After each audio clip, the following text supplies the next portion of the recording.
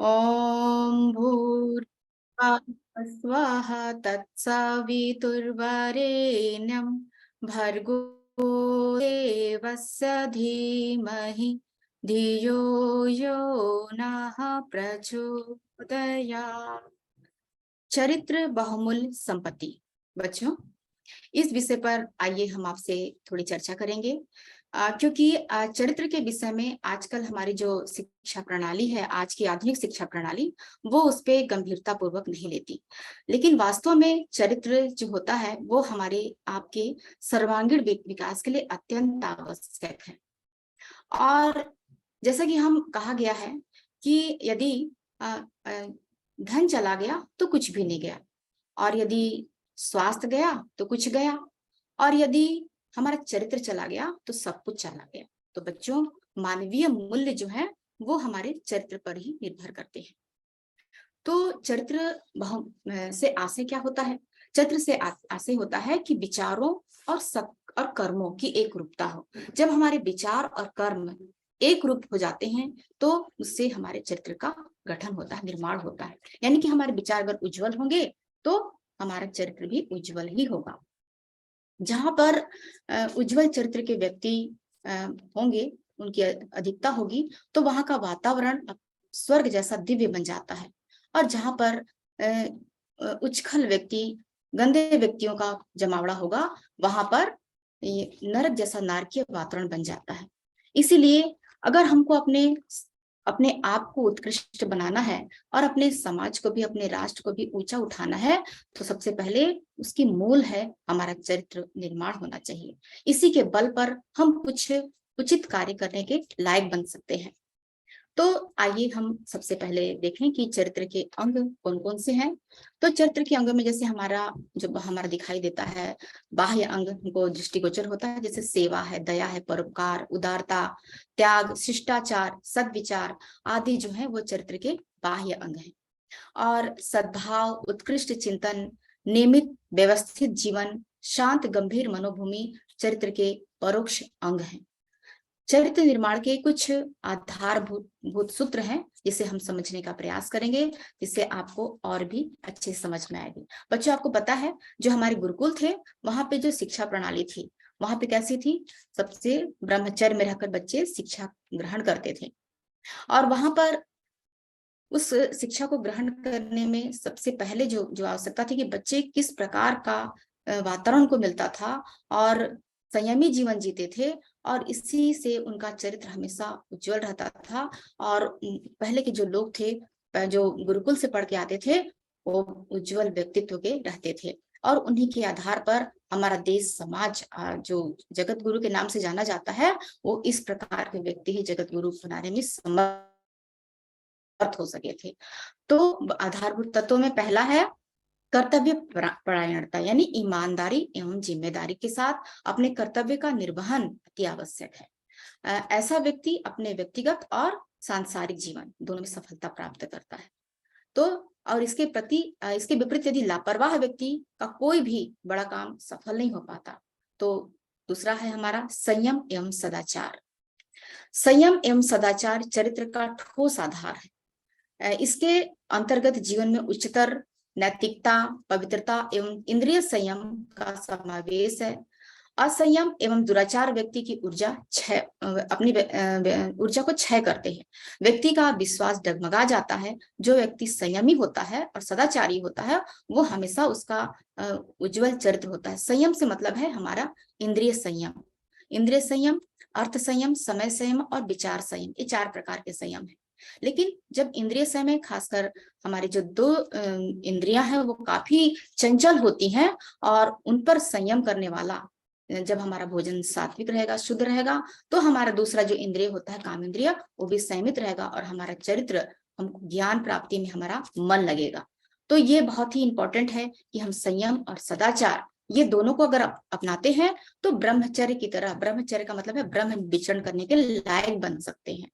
तो ये अगर हमारा जो तीसरा आधारभूत उसका है वो है सादा जीवन उच्च विचार, यानी सरल एवं सच्चा जीवन जो होता है वही उज्जवल चरित्र का निर्माण करता है। उसके अंतर्गत अपरिग्रह आता है।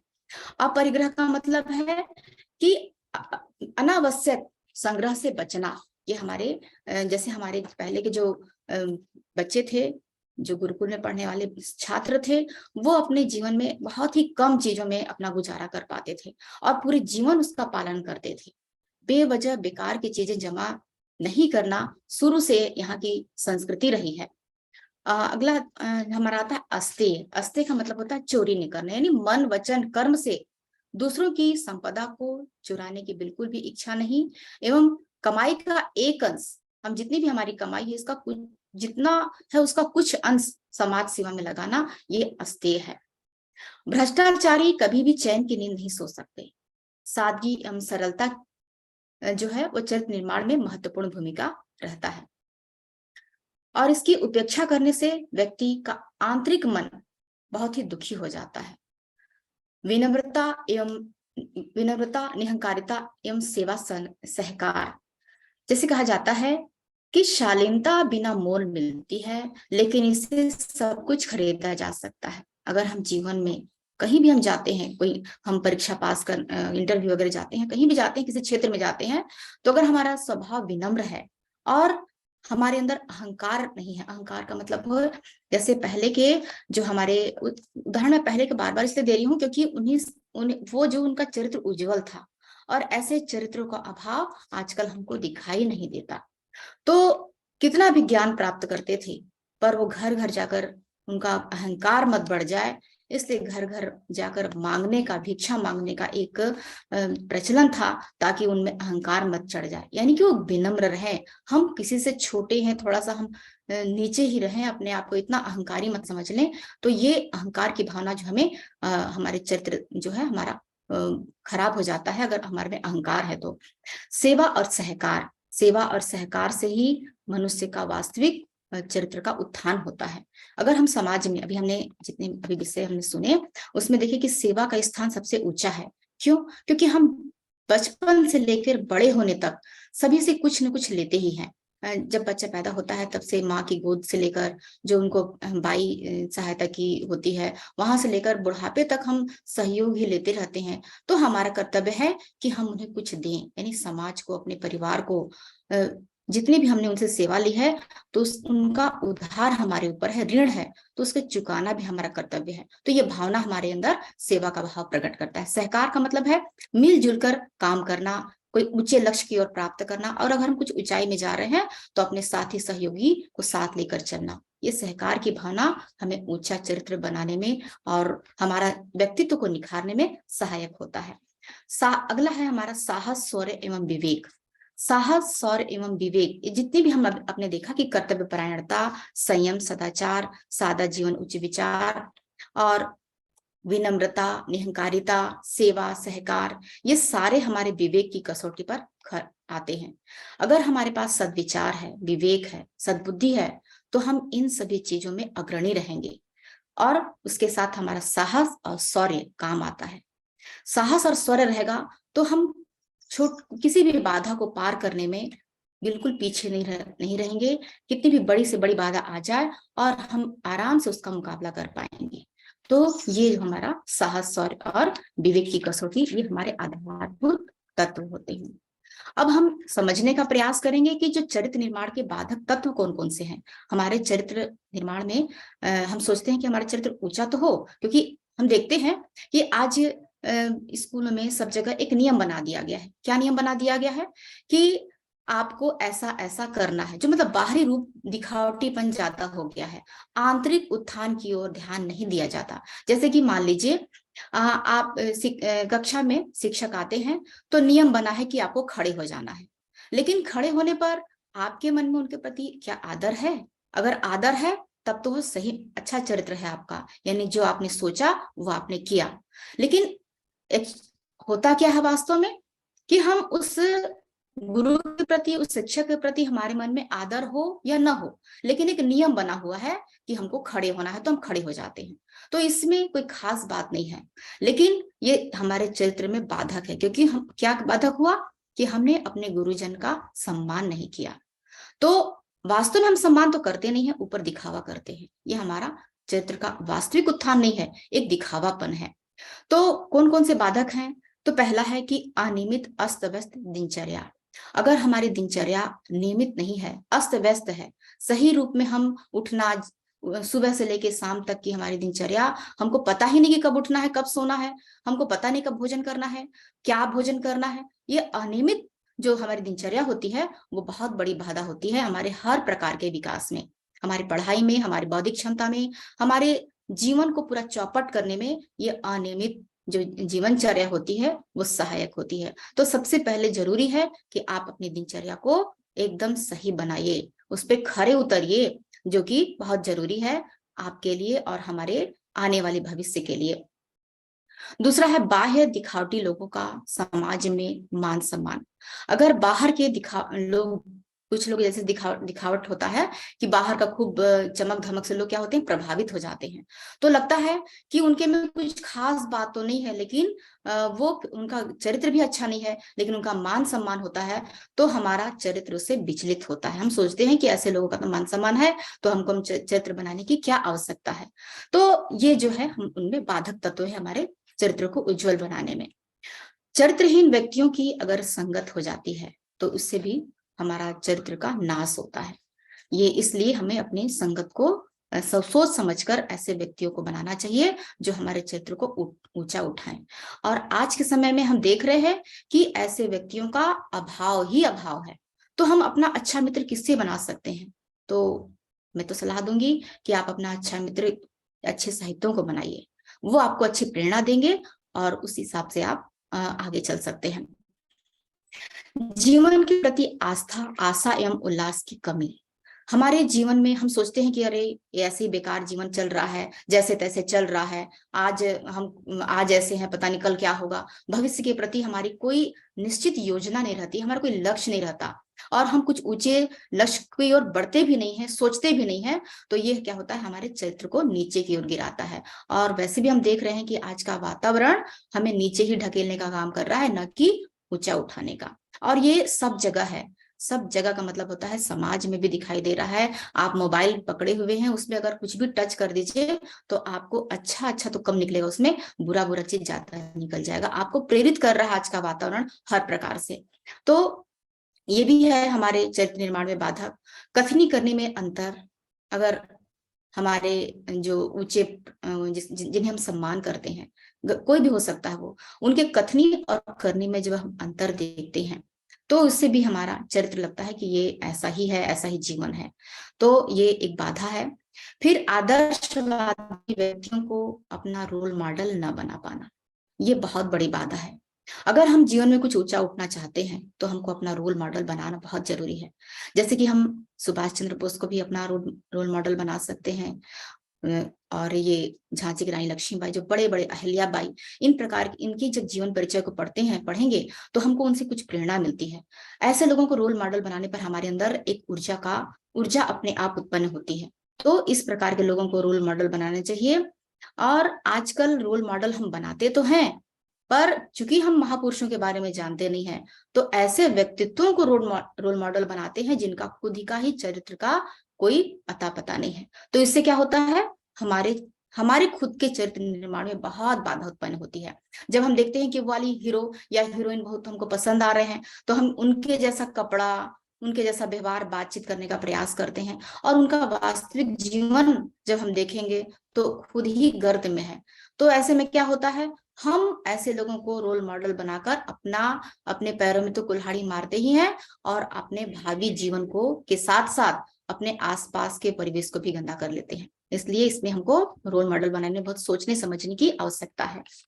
फिर उसी प्रकार जैसे हमने कहा कि अच्छे साहित्य हम जीवन में लाना बहुत जरूरी है। अगर हम उनकी अवहेलना करेंगे तो फिर हम कहीं के भी नहीं रहेंगे। इसका मतलब यह है कि अगर हम अच्छे साहित्य पढ़ते हैं तो हमारे संपर्क में जो आता है, क्योंकि हमारे संपर्क में आपके दोस्त कैसे हो सकते हैं, बहुत ऊंचे स्तर के तो होंगे नहीं, क्योंकि दोस्ती आपकी इसी प्रकार की होगी जो आपकी क्लास में है या आपके समकक्ष हैं। तो ऐसे लोगों का अच्छा कोई व्यक्तित्व तो है नहीं, तो क्या कर सकते हैं, हम अच्छे साहित्यों को पढ़कर खुद प्रेरणा लें और उनको प्रेरित करें। तो ऐसे में हम क्या कर सकते हैं, अच्छे साहित्य से हम दूर न भागें, उनकी अवहेलना न करें, बल्कि हम उनका आदर करें, सम्मान करें और उन साहित्यों को जीवन में धारण करें। इंद्रिय संयम, जैसे हमने अभी बात की थी कि इंद्रिय संयम के प्रति लापरवाही बिल्कुल भी नहीं चलेगी। इंद्रिय संयम के लिए बहुत जरूरी है कि हम अपना भोजन भी, जैसे छात्र जीवन में भोजन करना चाहिए, सात्विक आहार वो जरूर ले। सात्विक आहार ही हमको इंद्रिय संयम में सहायक होता है।